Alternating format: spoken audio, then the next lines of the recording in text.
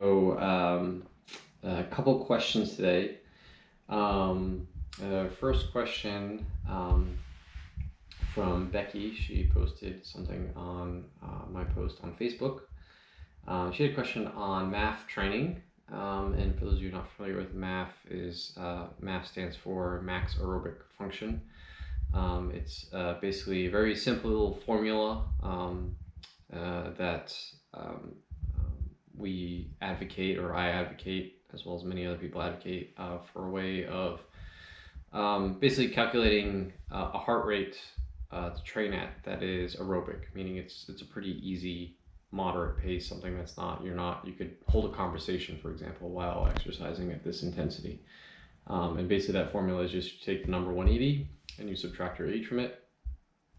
And that is your max aerobic heart rate. So for me, I'm 34 years old, and if I subtract that from 180, I get around, I think it's what, 146, I think it is, something like that, if I'm doing the math right. So as long as I keep my heart rate at 146 or less, I'm technically aerobic, right? And it's a very easy heart rate. And so she had a question about MAF training. She says that her Garmin gives her an aerobic and anaerobic measurements of my training. What am I optimally looking for? So she says, for example, on the trainer, she's talking about a bike trainer. She got numbers from her Garmin around an aerobic number called at 4.2 and anaerobic at 3.5. So I had to Google this a little bit, and I'll reply to Becky and post to her the video that I came across from Garmin on this feature. But it's basically these numbers represent a way of measuring what your portion of your exercise session contributed to your aerobic or anaerobic development, right? So there's a range there. And it wasn't clear from their video whether this range was standardized or individualized to each person or not, but there is a range where, the number, if the number is lower, maybe you just maintained your aerobic fitness. If the number is too high, then it means you probably overdid it, right? So there's a range here. I'm not sure, like they said, they didn't give me a range in the quick video I watched about what each number means or what the range is or whatnot. But it's basically, taking a look at your workout, how much of that workout contributed to, or did it contribute to, any anaerobic development and aerobic development. So anaerobic development is kind of the opposite of MAF training. That would be anything over your MAF heart rate. So anything over 180 minus your age would be anaerobic work when we're talking about MAF. Anything below 180 minus your age would be aerobic. And in general, I'm a little weary about these things. I'm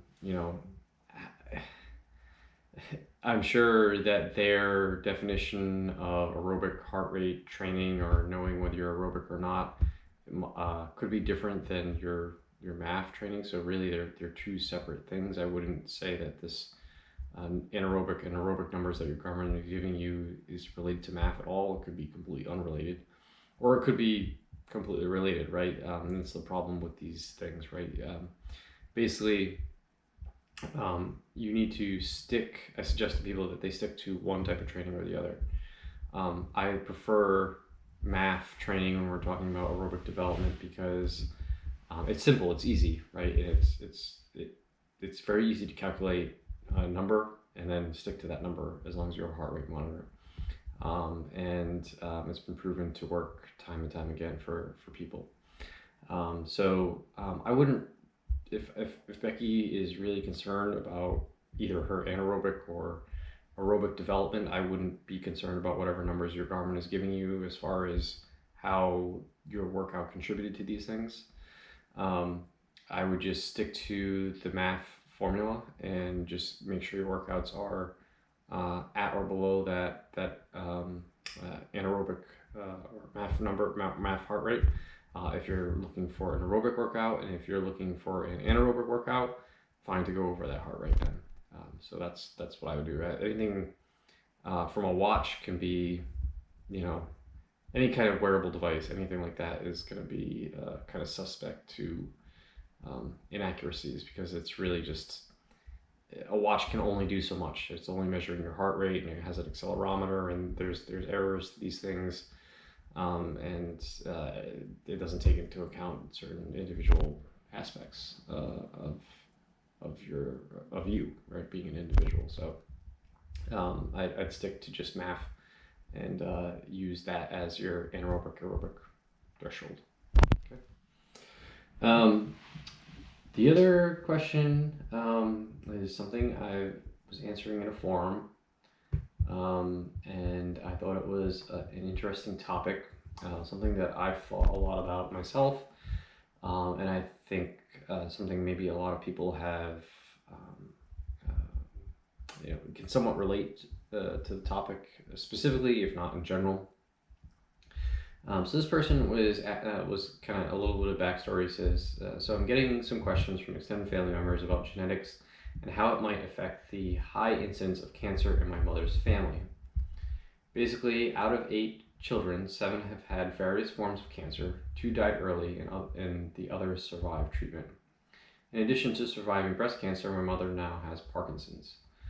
From 23andMe, I know that my family does not have the breast cancer gene and does not carry the Parkinson's gene. So 23andMe is a service that you can basically spit in a tube and send it off to 23andMe, and they'll analyze your genes from that and tell you whether you have genes for certain diseases. My mother's homocysteine levels are high. He says 14. So homocysteine, for those of you who don't know, is a marker that you can get measured in your blood. And it is often correlated. I actually looked it up to make sure I had this in front of me when I was talking about this, but it is a blood marker that can be correlated to several different things, right? And basically, we don't want it too high.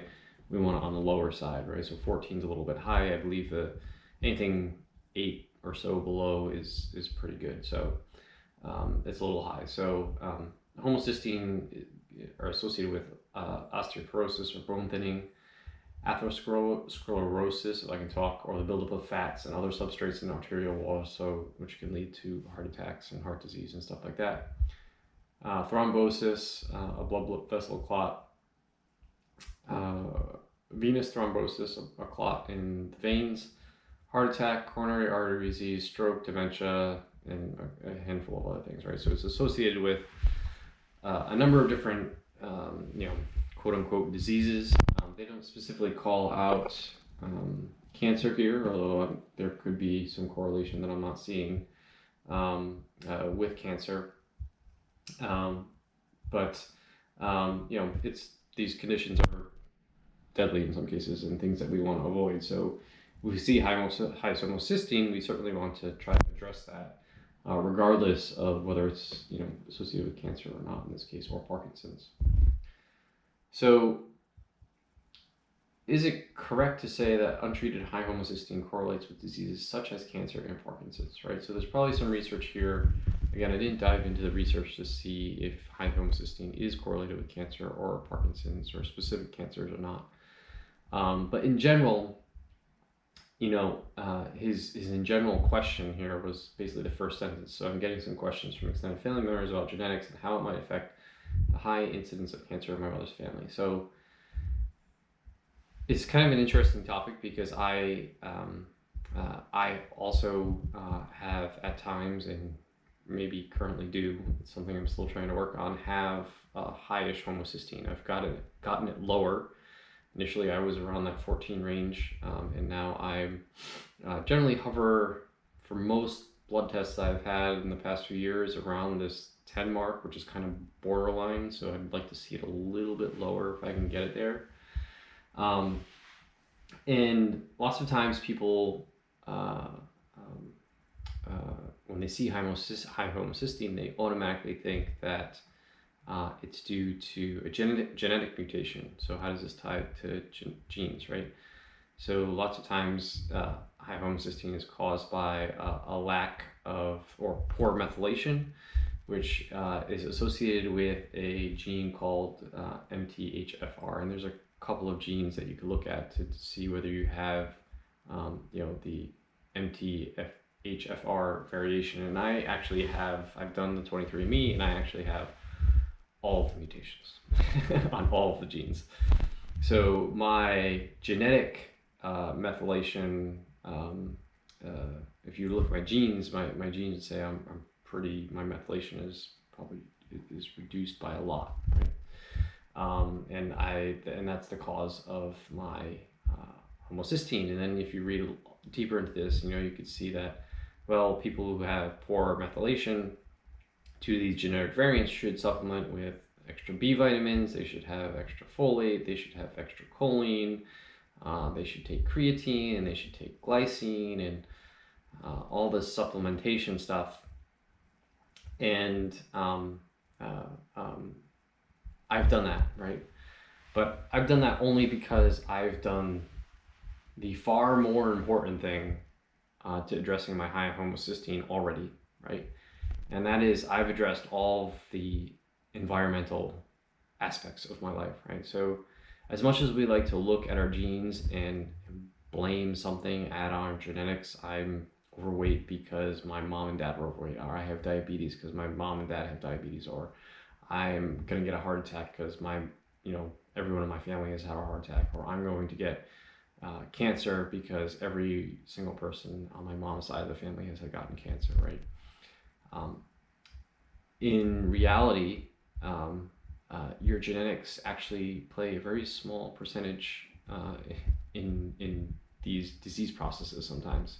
And this is actually nicely laid out by Dr. Tommy Wood in a recent talk he gave at the Ancestral Health Symposium, where he took 3 very common genetic mutations and looked at all the studies on these genetic mutations and looked at the statistical data of these studies, and showed that actually the genetic mutation piece actually plays a very small role, right? And actually, if you look at your genes, it plays a very small role to contributing to these specific outcomes based on these genes, right? So specifically one of the genes he looked at was the MTHFR gene, and showed that your environment played a much greater role in whether you have a high homocysteine or not than the snippet of the gene did, right? So if you have high homocysteine, for example, right, and you have these genetic mutations, and you're blaming your high homocysteine on these gene mutations, and you therefore go and supplement because that's what you read online, and you don't notice any movement or very little movement in your homocysteine, well, obviously that's not the problem then, right? If you're not addressing things like your diet, your sleep, your stress, your lack of sunshine, maybe toxic exposures, social connection, all this stuff that we want that is actually much harder to address than taking a pill or a supplement or throwing something in my water or whatever, those things, those big rocks, right, these pillars of healthy lifestyle actually play a much greater role in disease outcomes than our genetics do, right? Because you can supplement your brains out, and if you're high homocysteine, the genetic piece is this much, but the environmental piece is that much. Well, you're just going to move your homocysteine by that much, right? Whereas if you addressed your diet, your sleep, your social connection, your toxic exposures, getting outside in the sun, movement, exercise, you address all those factors, well, now you're going to move your homocysteine by this much, right? And you're going to save yourself some money because, buying supplements. So my response to this person in this case was, well, my advice that I would tell you to give to your family is to first address their environment, right? First look at, you have high homocysteine, but how is your diet? How is your sleep? How is your stress? How is your movement and exercise? How are you limiting toxic exposures? Are you, could you potentially be taking in, you have, taking in mercury or whatever, like you're drinking bad water, you're heating your food up in plastics, that type of stuff. You're not getting out in the sun, and you're a hermit. You don't never interact with anyone, right? All these things, right? If any of those things are off, I would tell them to address those things first. And chances are, for most people, there's something there that they can address before they look at their genes and start supplementing with things, right? For me, I did all that stuff. I've addressed all that stuff. So I looked into supplementation, right? And went that extra step because I saw, it lowered it down, but it's still a little high. So now I'm trying to get that last, little percentage that the genes make up, to get it even lower, right? So when we talk about these diseases like heart disease or cancer or Parkinson's or whatever it might be, right? Alzheimer's, right? Let's not first look at our genes. Let's first look at our environment, our lifestyle, our healthy habits, right? What are those like? Can those be better? And if you can, improve those first. And then if you've got those all dialed in and you're 100% positive, and you want to go that extra mile to see if, something in your genes could be contributing to a disease factor and you might be able to do something differently, like take, a little bit higher, whatever, B vitamins or whatnot, right? Then go ahead and do that, right? But if you're not addressing the environmental factors first and you're worried about your disease risk for something because it quote unquote runs in your family, I suggest you first look at the lifestyle of your family members and then say, do I have that same lifestyle?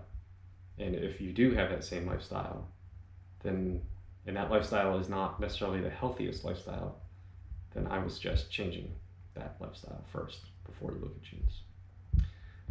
So with that, I'm going to end it. It's already been a 20-minute video. I can't believe that. I'm going way too quick. I will see everyone back here next week. Definitely do next week. For athletes out there, I'm getting ready to put something together on off-season training. It's getting to that time of the year where we're starting to think about off-season. Our races are done. What do we do during the off-season?